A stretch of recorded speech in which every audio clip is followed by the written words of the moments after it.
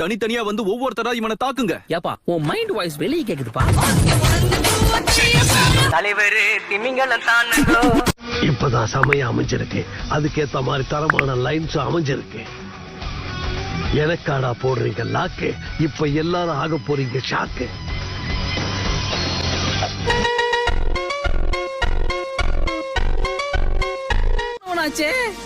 இப்பதான் வழியா அப்பா கேண்டல் பண்ணே.